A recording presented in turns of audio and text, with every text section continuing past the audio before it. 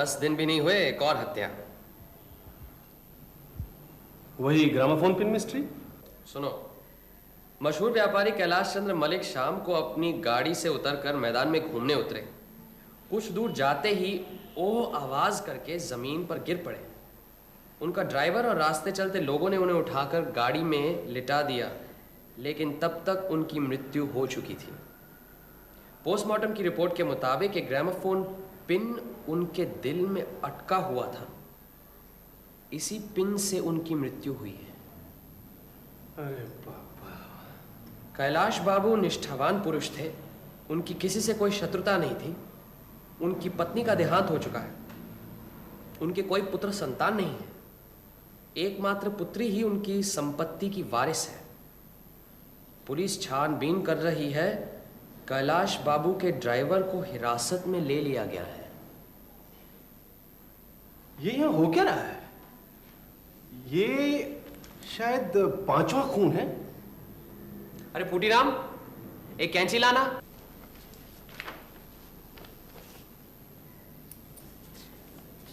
लगता है हत्यारों के किसी गिरोह ने कलकत्ता पे दावा बोल दिया है। ये किसी गिरोह विरोह का काम नहीं है। ये तो किसी एक आदमी का काम है। एक आदमी हो या गिरोह, लेकिन इस तरह दिन दहाड़े खून होते जा रहे हैं और आज तक कोई पकड़ा नहीं गया। तुम तो शुरू से ग्रामोफोन पिन के मामले से उलझे हुए हो। तुम्हें क्या लगता है? सब हत्याएं रास्ते पर हुई हैं, फुटपाथ पर नहीं। और जाहिर है कि रास्ते की भीड़ भाड़ में हत्यारे का बच निकलना आसान है। और सब हत्याएं ग्रामोफोन पिन से हुई हैं। ऐसा लगता है कि इस औजार का इस्तेमाल रास्ते पर ही हो सकता है, किसी जंगल या सुनसान जगह में नहीं। लेकिन एक बात और गौर करने की है। कुछ महीनों से अखबारों में एक मजेदार इश्तिहार छप रहा है। कभी पढ़ा है? मैं इश्तिहार नहीं पढ़ता। इश्तिहार नहीं पढ़ते तो फिर क्या पढ़ते हो? अरे भाई, अखबार में जो सब लोग पढ़ते हैं वही मैं भी पढ़ता हूँ। खबरें। अखबार में अगर मजेदार खबरें जानना चाहते हो तो हमेशा इश्तिहार पढ़ो। फिर तो अखबार वाले बड़े बेवकूफ हैं। सिर्फ इश्तिहार में छाप कर दुनिया भर की खबरें छापते रहते हैं। उनकी कोई गलती नहीं है। तुम्हारे जैसे पाठकों के मनोरंजन के लिए खबरें छापनी पड़ती हैं, नहीं तो अखबार बिकेगा कैसे? चलो आज से इश्तिहार भी पढ़ लूंगा। लेकिन वो मजेदार इश्तिहार है क्या? यहाँ पढ़ो। इसमें कहाँ?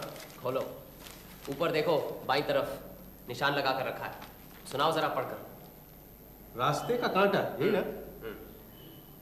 अगर आप अपने रास्ते का कांटा हटाना चाहते हैं तो शनिवार को शाम 5:30 बजे व्हाइट वे लेडलो की दुकान के सामने लैंप पोस्ट को पकड़कर खड़े रहिए।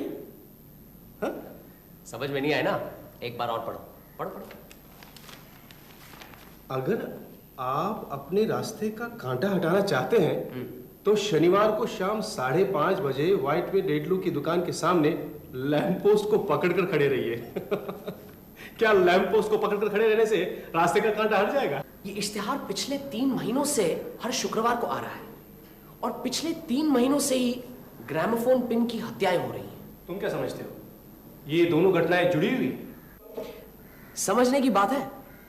जिसने इश्तिहार दिया है वो आम जनता से कह रहा है कि ए भाई, अगर आप अपने रास्ते के कांटे को हटाना चाहते हो तो फलाए फलाए जगह ऐसे खड़े रहो, जिससे कि मैं तुम्हें पहचान लूं लेकिन तुम्हें मेरा कुछ पता ना चले। मतलब कि रास्ते की भीड़ भाड़ में 5:30 बजे तुम लैंप पोस्ट पकड़े खड़े रहो। कुछ देर बाद बेवकूफों की तरह खड़े रहकर तुम्हें लगेगा ये सब क्या बकवास है। तुम झक मार कर चले जाओगे। फिर जेब में हाथ डालोगे, देखोगे कि किसी ने तुम्हारी जेब में चिट्ठी डाल दी है। फिर क्या? शिकारी ने शिकार ढूंढ लिया, लेकिन शिकार को यह नहीं मालूम कि शिकारी कौन है। अरे ठोस सबूत कहां है? कानून में एक शब्द है, सर्कमस्टेंशियल एविडेंस। सबूतों पर कभी यकीन न भी हो, लेकिन ठोस प्रमाणों से दिया गया अनुमान कभी गलत नहीं हो सकता।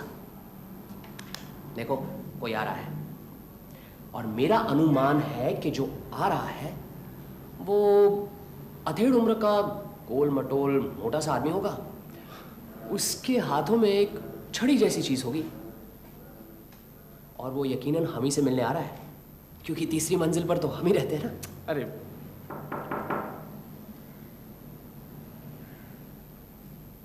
अंदर आ जाइए, दरवाजा खुला है।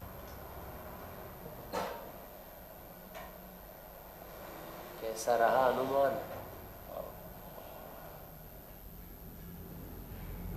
डिटेक्टिव ब्योमकेश बाबू हैं? मेरा नाम ब्योमकेश बख्शी है, लेकिन आप मुझे डिटेक्टिव ना कहें तो अच्छा होगा। मैं सत्यान्वेषी हूं, सत्य की खोज करने वाला।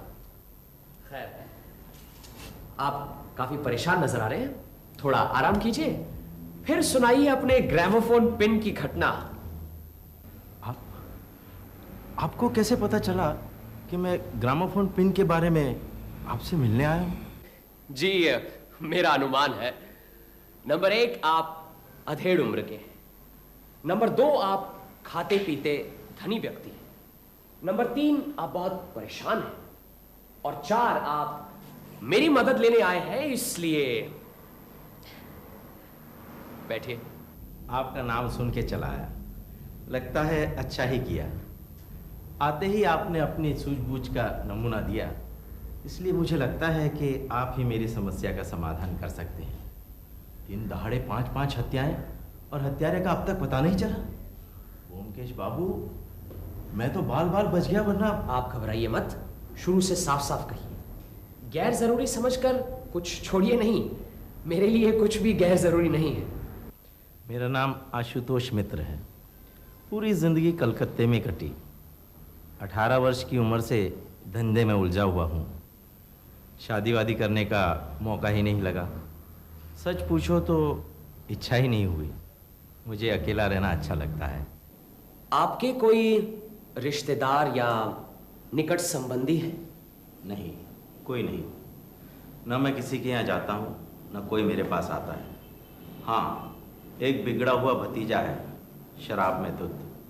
कभी कभी रुपयों के लिए तंग करता रहता है, पर अब मैं उसे घर में ही नहीं घुसने देता। कहाँ रहता है? फिलहाल जेल में है। दंगा फसाद करने के जुर्म में 2 साल की जेल भुगत रहा है।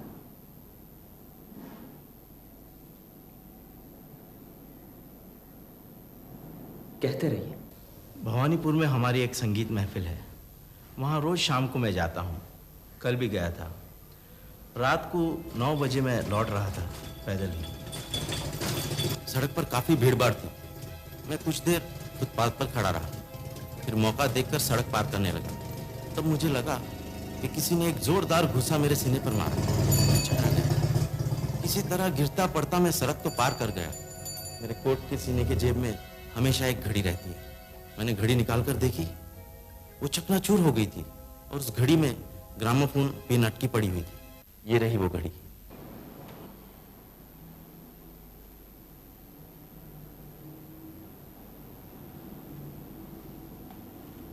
फिर मैं किस तरह घर पहुंचा वो तो मैं ही जानता हूं। अगर कोट की जेब में ये घड़ी ना होती तो इस वक्त तो मैं किसी अस्पताल के मुर्दा घर में पड़ा होता। आप बेफिक्र रहिए, अब आपको कोई डर नहीं है। लेकिन भविष्य में जैसे मैं कहूं वैसे कीजिएगा, फिर आपकी जान को कोई खतरा नहीं। आप मुझे इस परेशानी से बचा लीजिए ब्योमकेश बाबू। मैं आपको जितने चाहिए रुपए दूंगा। मैं पूरी कोशिश करूंगा। अच्छा, कल रात जब आपके सीने में धक्का सा लगा, तब आपने किसी तरह की कोई आवाज सुनी? आवाज? कैसी आवाज? टायर फटने की या गोली चलने की? नहीं। कोई और आवाज? मुझे तो कुछ याद कीजिए, जरा सोचिए। सड़क पर जो आम आवाजें होती है, ट्राम गाड़ी की, घोड़ा गाड़ी की, साइकिल की घंटी की, ऐसी आवाज सुनी थी। कोई खास आवाज नहीं सुनी? नहीं। आपका कोई रिश्तेदार या दुश्मन है जो कि चाहता हो कि आप इस दुनिया में न रहें? कम से कम मेरी जानकारी में तो ऐसा कोई नहीं है। आपकी शादी नहीं हुई है, आप बाल बच्चे वाले भी नहीं हैं। आपका वारिस क्या आपका भतीजा है? जी नहीं। आपने अपना वसीयतनामा तो बनाया ही होगा? जी हाँ, बनाया है। उसमें आपकी संपत्ति का वारिस कौन है? आप और जो कुछ पूछना चाहते हैं पूछ सकते हैं, पर यह प्रश्न मत कीजिए। यह मेरा निजी मामला है। ठीक है, जाने दीजिए। आपका वारिस जो भी हो, आपकी वसीयत के बारे में जानता है? जी नहीं, मुझे और मेरे वकील के अलावा किसी को मालूम नहीं। आपका वकील कौन है? विलास मलिक, आप जानते हैं उन्हें? नहीं, कितने वकील हैं? आपके वारिस से आपकी मुलाकात होती है? जी हाँ। आपका भतीजा जेल में कितने दिनों से है? यही करीबन 3 हफ्ते से। अच्छा, आज के लिए इतना ही काफी है। आप अपना पता और ये घड़ी यहां छोड़ दीजिए। अगर जरूरत पड़ी तो आपको खबर कर दूंगा। लेकिन मेरा क्या होगा? अगर फिर से कोई हमला हुआ तो अब मैं नहीं बचने वाला। आप अपने घर में ही रहिए, कहीं निकलिएगा नहीं। लेकिन घर में तो मैं अकेला ही रहता हूँ, और फिर घर में ही कहीं। नहीं नहीं, घर के अंदर आपको कोई डर नहीं है। वहां आप बिल्कुल सुरक्षित हैं। अगर आप चाहें तो एक चौकीदार रख सकते हैं। तो क्या मैं घर से बिल्कुल नहीं निकल सकता? निकलना निहायत जरूरी हो तो फुटपाथ पर ही चलिए। गलती से भी सड़क पर नहीं चलना। फिलहाल मैं तो कहूंगा कि आप कुछ दिनों तक बाहर निकलिए ही मत। ठीक है, आप जैसा कहेंगे वैसा ही करूंगा। नमस्कार। नमस्कार।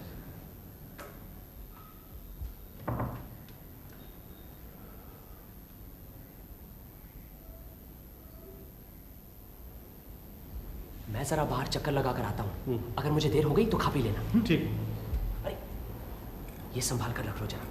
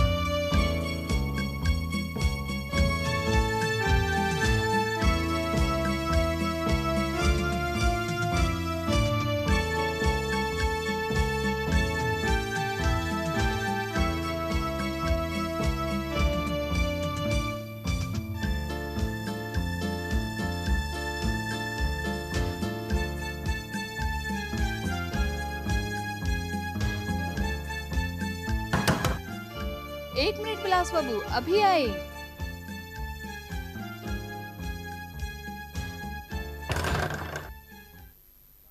मुझे विलास बाबू ने भेजा है। वो आज नहीं आएंगे। आपको कुछ कहना है?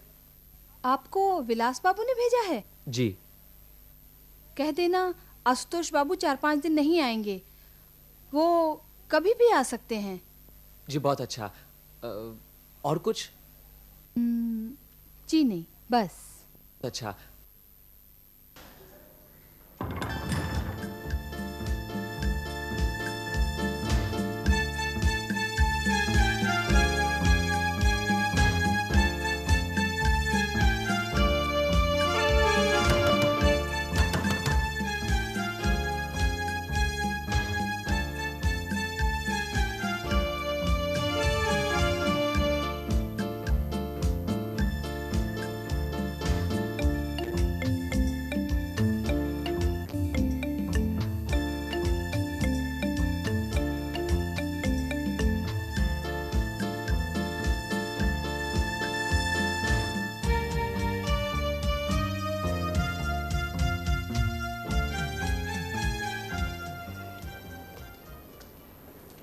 अच्छा एक बात बताओ, क्या? ये आशुतोष बाबू तुम्हें कैसे आदमी लगे? अच्छे ही लगे, सीधे साधे। और उनका चरित्र? भाई जिस तरह से अपने पियक्कड़ भतीजे पे खफा है, हाँ। उससे तो लगता है कि चाल चलन अच्छा ही है। अभी तक शादी नहीं की है, अब 50 साल के हो गए हैं, अब क्या बिगड़ेंगे? यही तो उम्र है बिगड़ने की। हजरत किसी औरत से उलझे हुए हैं। क्या? भवानीपुर की संगीत महफिल ही उस औरत का घर है। एक और बात ध्यान रखने की है। क्या? एक मामूली सा 2 रत्ती का पिन, किस ताकत से उस पिन को छोड़ा जाता होगा जो सीधे शिकारी के सीने में घुसकर उसका दिल चीर दे। इस गुत्थी का जरूर कोई हल है, लेकिन इस वक्त पकड़ में नहीं आ रहा। जितना उसे पकड़ने की कोशिश करता हूं उतना ही हाथ से फिसलता जा रहा है। खैर, कभी तो मुर्गी टीले पर आएगी। चलो, कल शनिवार है। हाँ। अखबार में इश्तिहार देने वाले और रास्ते का कांटा दूर करने वाले से मिलते हैं। सीधे खड़े रहो। ये सब नाटक की क्या जरूरत है? तुम मेरे साथी हो, तुम्हें सब जानते हैं, इसीलिए तुम्हारा हुलिया बदलना जरूरी है। अगर पुलिस ने पकड़ लिया तो? अरे कैसे पकड़ेगी? हाँ, तुम चाहो तो नीचे जाकर इम्तिहान ले लो, देखे कौन पहचानता है। किसी से पूछना अजीत बाबू कहाँ रहते हैं। रास्ते का कांटा वाला आएगा ना? हाँ, आना तो चाहिए।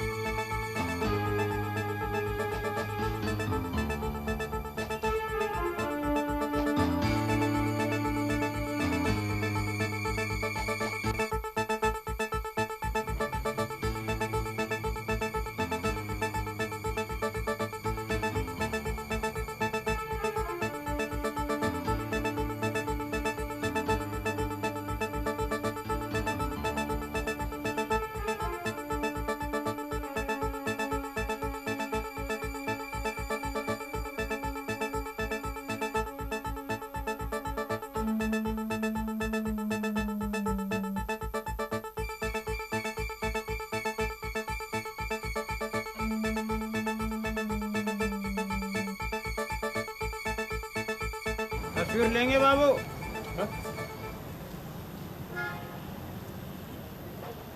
नहीं नहीं। चिट्ठी मिल गई और सीधा घर जाओ। हाँ? पहले भाऊ बाजार जाना ट्रैम से, वहां से फिर हावड़ा जाना, हावड़ा से फिर एक टैक्सी पकड़कर सीधा घर पहुंचना। जाओ।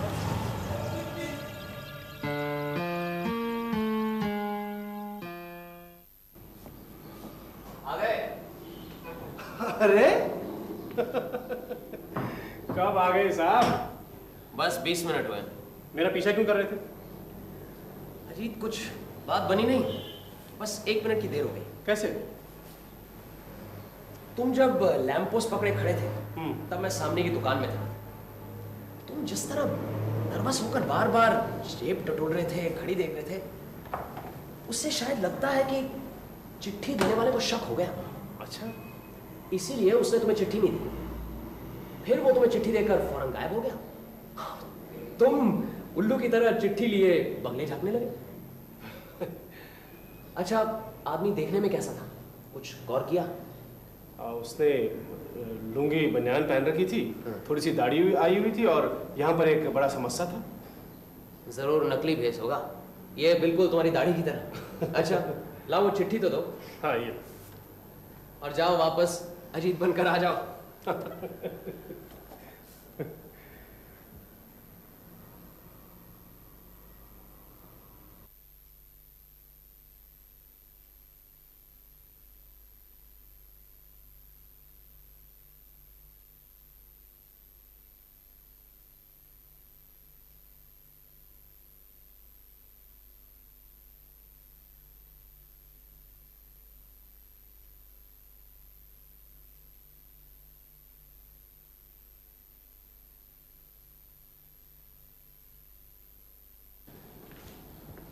सुनो सुनो, हाँ। ये क्या लिखा है?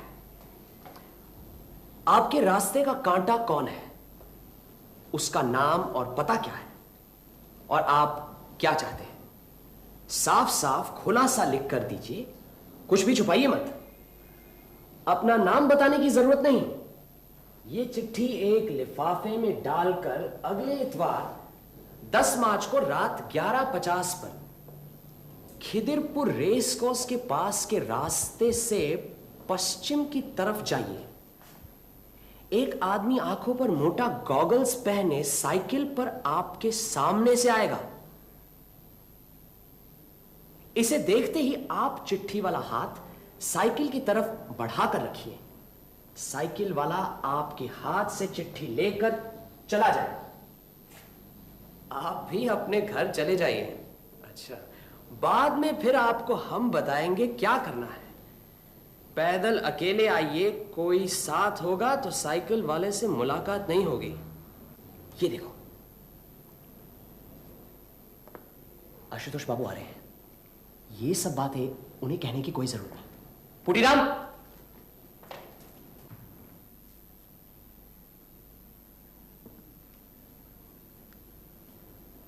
आइए आइए आशुतोष बाबू, क्या बात है?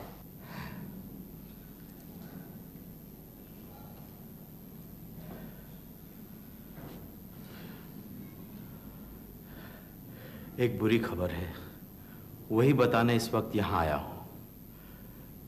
मेरा वकील विलास मलिक भाग गया। वो भागेगा ये तो मैं जानता था। साथ आपकी भवानीपुर की संगीत महफिल भी गायब है। आपकी वसीयत के सिलसिले में ही दोनों की मुलाकात हुई थी।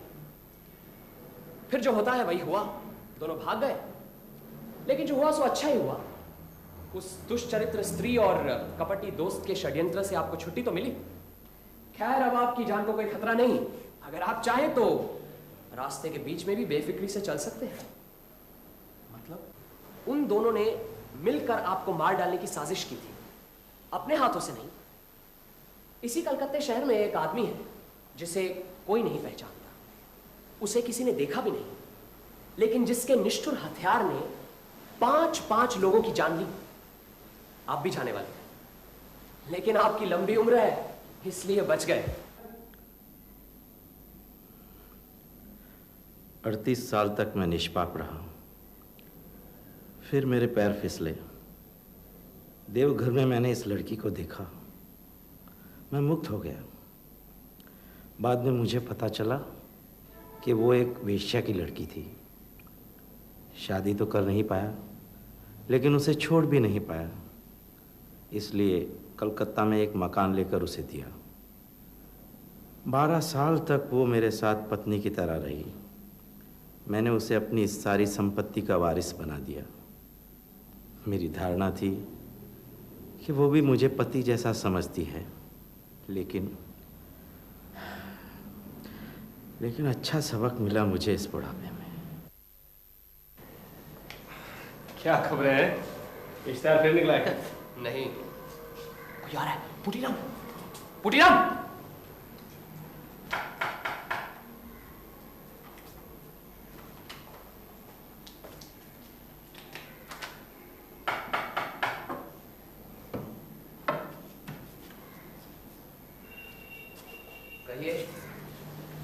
माफ कीजिए, मैं सुबह से बिना नोटिस के आ गया। मेरा नाम प्रफुल्ल राय है, मैं बीमा कंपनी का एजेंट हूँ। जी, हमारे पास तो बीमा कराने लायक पैसे नहीं है। अरे नहीं, मैं बीमा कंपनी में काम जरूर करता हूँ, लेकिन आपके पास बीमा के लिए नहीं आया। आजकल तो जहाँ भी जाता हूँ बीमा के नाम से लोग बाग दरवाजा बंद कर देते हैं। क्या आप ही व्योमकेश बख्शी हैं, मशहूर डिटेक्टिव? आपसे कुछ प्राइवेट सलाह लेनी थी। सलाह के लिए पहले आपको नगद पेशगी देनी पड़ेगी। जरूर। वो मुझे मालूम है।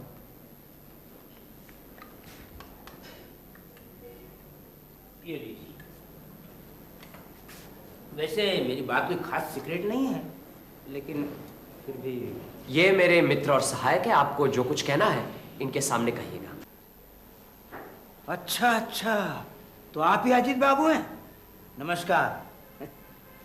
कितने भाग्यवान हैं आप। इतने बड़े डिटेक्टिव के साथ रहकर कितने विचित्र अपराध और घटनाओं से जुड़ा रहना पड़ता है। बड़े सौभाग्यशाली हैं आप। कभी कभी मैं भी सोचता हूँ कि बीमे का सूखा धंधा छोड़कर आपके जैसी जिंदगी बसर करूं, लेकिन अब आप क्या सलाह चाहते हैं वो बताएं तो बड़ी मेहरबानी होगी। हाँ जरूर। पिछले साल मैंने 10-12 लाख का धंधा किया। मेरी कंपनी ने खुश होकर मुझे कलकत्ते के ऑफिस का इंचार्ज बना दिया। काम भी ठीक चल रहा था, लेकिन पिछले कुछ दिनों से एक मुसीबत खड़ी हो गई है। एक दूसरी कंपनी का एजेंट मेरे पीछे पड़ा हुआ है। अब मैं तो सिर्फ बड़ी बड़ी पार्टियों को संभालता हूँ, ये दूसरी कंपनी का जो एजेंट है ये जाकर मेरे क्लाइंट को भड़का रहा है। मैं जहाँ भी जाता हूँ वहाँ मेरी कंपनी की बुराई करता है। उन्हें कम प्रीमियम का लालच देकर मेरा धंधा चौपट कर दिया है। कई पार्टियाँ तो हाथ से निकल भी गई हैं। अब हमारी कंपनी परेशान है, उस पर दबाव डाल रही है। क्या करूँ कुछ समझ में नहीं आ रहा है। 2-3 महीने निकल गए, इस आदमी से छुटकारा कैसे मिलेगा, बस इसी उधेड़-बुन में हूँ। मैं आपको एक बात बताता हूँ, देखिए आप, ये देखिए आप,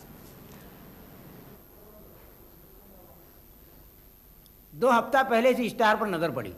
आपने शायद गौर नहीं किया होगा, और करने की कोई बात भी नहीं है, लेकिन ये इश्तेहार पढ़ते ही मेरी तो आंखें खिल गई। मैंने सोचा अपने रास्ते के कांटे से छुटकारा पाने का यह सही मौका है। सो पिछले शनिवार के पहले शनिवार को जहां बताया था वहां मैं कृष्ण कन्हैया जैसा लैंप पोस्ट पकड़ के खड़ा रहा। बड़ी देर तक खड़ा रहा, पैर सूज गए, हाथ में दर्द होने लगा, कहीं कुछ नहीं। मायूस होकर जब वहां से चल दिया तो यकायक देखा मेरे जेब में ये चिट्ठी पड़ी हुई है। देखिए साहब, ये सोमवार को 11:50 को मिलने के लिए बोला है। देखिए साहब, कल ही तो सोमवार है, आप कल जा रहे हैं? पहले तो ताजुब की बात यह है कि ये चिट्ठी मेरे जेब में आई कैसे। ये चिट्ठी पढ़ते ही मैं तो डर गया। क्या कौन आदमी है, कहाँ रहता है, क्या है, और ये आधी रात को अकेले क्यों बुला रहा है, मेरी तो कुछ समझ में नहीं आ रहा है। मुझे आप एक बात बताइए कि मेरी जगह पर आप होते तो क्या करते? मैं तो पहले ये क्या करते वो जानना इतना जरूरी नहीं है। आप क्या सलाह चाहते हैं ये बताइए। ये चिट्ठी लिखने वाले को मैं पहचानता तक नहीं, और इसलिए चिट्ठी में जो लिखा है वो पढ़कर लिखने वाले पर शक होता है। कहीं ये आदमी कुछ गड़बड़ तो नहीं करेगा। चिट्ठी का जवाब लेकर उससे मिलना क्या ठीक होगा? ये गए 7-8 दिन से मैं इसी उधेड़-बुन में हूँ, लेकिन अभी तक किसी नतीजे पर नहीं पहुँचा। अब सिर्फ एक ही दिन बाकी है, सोचा आपसे सलाह ले लूँ। देखिए, आज कुछ कह नहीं सकता। आप ये दोनों कागज यहाँ रख जाइए, अभी वक्त है, कल सुबह आइएगा। कल नहीं, कल सुबह तो नहीं आ पाऊँगा, कहीं बाहर जाना है। आज नहीं बता सकते? 7 बजे, 8 बजे या बाद में भी रात को? नहीं, आज रात मुझे कहीं जाना है। परेशान मत होइए, कल सुबह नहीं आ सकते तो शाम को आ जाइएगा, 4 बजे, 5 बजे, मैं घर पर ही रहूंगा। ये ठीक है, लीजिए। आप लेंगे? नहीं नहीं, धन्यवाद। आप लेंगे? नहीं। अच्छा, नमस्ते। नमस्ते। पुलिस को भी खबर कर दे तो कैसा रहेगा? मेरा ख्याल से पुलिस जांच पड़ताल करके इस आदमी का नाम पता निकाल सकती है। पुलिस की मदद चाहते हैं तो मेरे पास क्यों आए हैं? मैंने आज तक पुलिस के साथ काम नहीं किया और करूंगा भी नहीं। आप अपना रुपए ले जाइए। अरे नहीं नहीं नहीं, मैं तो सिर्फ आपकी राय जानना चाहता था। आपकी मर्जी नहीं है तो मुझे क्या पड़ी है। चलता हूँ, कल शाम को आऊंगा।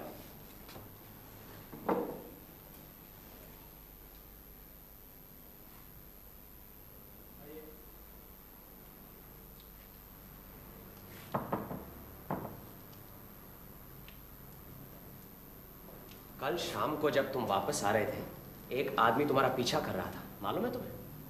नहीं तो क्या कोई पीछा कर रहा था? हाँ, कर रहा था, लेकिन उसकी हिम्मत की दाद देता हूं। साहसी है, शेर की गुफा में घुसकर चुनौती दे रहा है।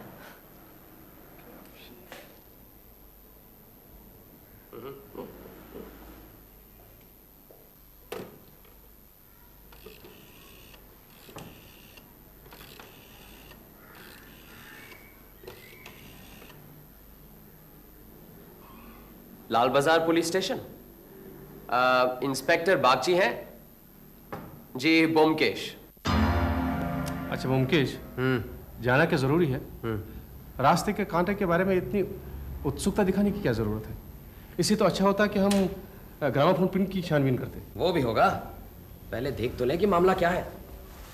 फिर कल शाम प्रफुल्ल राय भी आने वाले हैं, उन्हें देने लायक कुछ खुराक भी तो होनी चाहिए। लेकिन हम दोनों नहीं जा सकते। चिट्ठी में लिखा है कि कोई साथ नहीं होगा। इसका भी बंदोबस्त मैंने कर लिया है। जल्दी करो, बस वक्त हो रहा है। मैं भी जरा कपड़े बदल कर आता हूँ। ठीक है।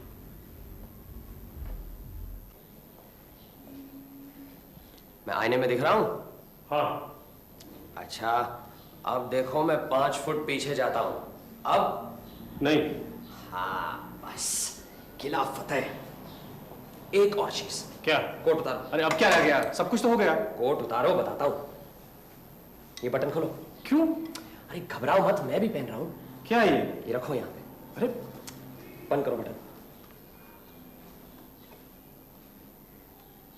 ये ऐसे। हाँ। बैंडेज लाओ वहां से, इधर लगाओ। हाँ। बांधो इसे। हाथ उठाओ। ऐसे। चलो जल्दी, 11:50 के पहले पहुंचना है। चिट्ठी ली? नहीं। अच्छा जल्दी करो, किसी भी कागज को लिफाफे के अंदर डाल लो, उसे काम बन जाएगा। फिर मैं रास्ते में बताता हूँ क्या क्या करना है।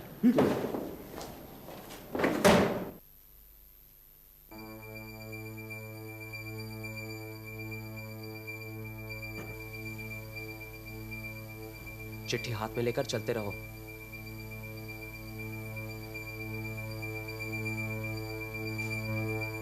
वो आ रहा है, खड़े रहो। मैं तुम्हारे पीछे हूं, घबराना नहीं।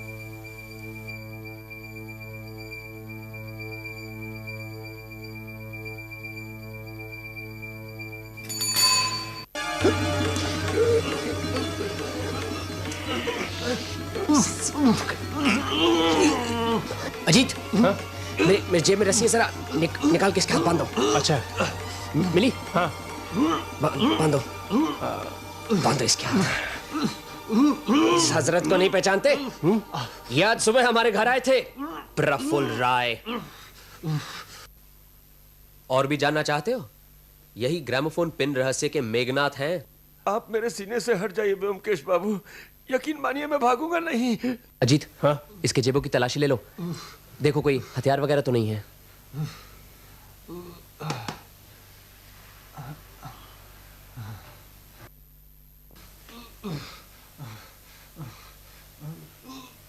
अजीत, हाँ? साइकिल उठाकर वहां रख दो। घंटी को हाथ मत लगाना, बहुत खतरनाक चीज है। ठीक है। दरअसल आप ही से मुझे डर था, इसीलिए ये जाल बिछाया। सोचा था आप अकेले आएंगे। मुझे अपनी सूझबूझ पर बहुत घमंड था, लेकिन आप तो मुझसे भी ऊंचे कलाकार निकले हैं। आपने मेरा नकाब तोड़कर मुझे नंगा कर दिया, और मैं आपका ही नकाब देखता रहा, असल आदमी को देखा ही नहीं। खैर छोड़िए, प्यास लगी है, पानी पिलाएंगे? यहाँ पानी नहीं है, पुलिस स्टेशन में मिलेगा। अरे पानी नहीं तो पानी ही खिला दीजिए, कुछ तो प्यास बुझेगी।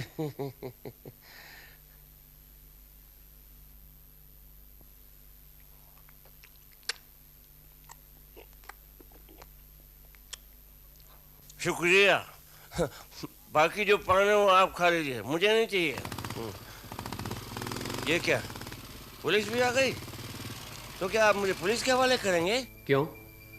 आपको तो 4-5 महीने पहले ही पुलिस के हवाले करना था। इसका मतलब है आप मुझे पकड़वा के ही रहेंगे, हैं? जरूर। ब्योमकेश बाबू, कभी कभी शाने लोग भी मुंह की खाते हैं। मुझे गिरफ्तार करना इतना आसान नहीं है।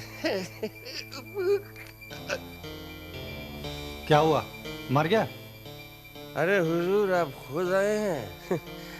लेकिन आने में थोड़ी सी देर कर दी। आप मुझे नहीं पकड़ पाएंगे। ब्योमकेश बाबू, आप भी एक पान खा लेते तो बहुत अच्छा हो जाता, इकट्ठे सफर करते। आप जैसे महानुभावों को छोड़कर जाने में मुझे बहुत तकलीफ हो रही है। सर,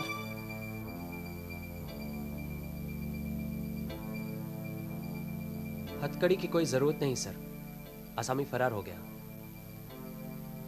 ये आप अपने पास रखिए, सिर्फ मुझे वो साइकिल की घंटी दे दीजिए।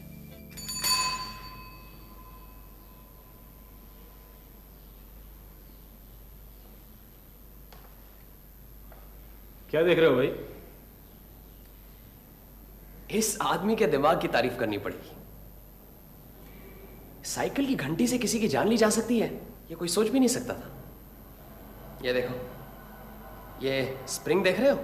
हाँ। यही इस बंदूक की बारूद है। क्या फोर्स है स्प्रिंग में? ये छोटा सा छेद है, और यहां इसकी नली, यहां से गोली निकलती है। ये घोड़ा खींचने से दोनों काम एक साथ हो जाते हैं, गोली भी निकलती है और घंटी भी बजती है। ये रास्ते का कांटा और ग्रामोफोन पिन का हत्यारा, ये दोनों एक ही हैं। ये कब पता चला? मुझे तो पहले से ही शक था। जब से इश्तिहार निकलना शुरू हुआ तभी से ये हत्याकांड भी शुरू हुए। लेकिन जब हत्यारे की चिट्ठी में साइकिल का जिक्र आया तब मुझे यकीन हो गया कि ये दोनों मामले जुड़े हुए हैं। मैंने आशुतोष बाबू से पूछा, आपकी छाती पर चोट लगते समय आपने कोई आवाजें सुनी? तो उन्होंने गाड़ी और ट्रेन के साथ साथ साइकिल की घंटी की आवाज भी सुनी थी। कितना आसान काम है, आप रास्ते से जा रहे हैं, सामने से एक साइकिल आती है, घंटी बजाकर बाजू से निकल जाती है और आप खत्म। कोई शक भी नहीं करेगा क्योंकि साइकिल चलाने वाले के दोनों हाथ हैंडल पर रहते हैं। लेकिन असली समस्या थी ये पता लगाना कि ये काम कौन कर रहा है, और यहां प्रफुल्ल राय की आश्चर्यजनक अक्लमंदी का नमूना मिलता है। जिन लोगों ने रास्ते का कांटा हटाने के लिए उन्हें रुपए दिए थे, उन्हें भी नहीं मालूम कि यह शख्स कौन है और खून कैसे करता है। शायद मैं भी उसे पकड़ नहीं पाता अगर वो खुद मुझे परखने यहां नहीं चला आता। कैसे? जिस दिन पहली बार तुम लैंप पोस्ट पकड़कर खड़े थे उसी दिन तुम्हारे तौर तरीके देखकर उसे शक हुआ। फिर भी उसने तुम्हें चिट्ठी पकड़ाई और तुम्हारा पीछा किया। जब तुम इस घर में आए तब उसे यकीन हो गया कि तुम मेरे ही गुप्तचर हो। उसे मालूम था कि आशुतोष बाबू का केस मेरे पास है, इसलिए वो समझ गया कि मुझे बहुत कुछ मालूम है। कोई और आदमी होता तो शायद सब कुछ छोड़ छाड़ कर भाग गया होता, लेकिन प्रफुल्ल राय शेरदिल था। कोई उसे चुनौती दे और वो चुप बैठे। फिर भी यह साबित करना नामुमकिन होता कि रास्ते का कांटा और ग्रामोफोन पिन वाला आदमी एक ही है, अगर प्रफुल्ल राय एक गलती न कर बैठता। कौन सी गलती? उस दिन सुबह मैं उसी का इंतजार कर रहा था। मुझे यकीन था कि सब कुछ पक्की तरह से जानने के लिए वो हमारे घर जरूर आएगा, और वो आया भी। इसलिए वो मुझे न्योता देकर गया कि रात 11:50 पर मैं ही जाऊं, क्योंकि पिछली बार तुम्हें भेजकर मैं उसे ठग चुका था। मैंने भी जाने की ठान ली, क्योंकि मैं उसे रंगे हाथ पकड़ना चाहता था, और मैंने वही किया।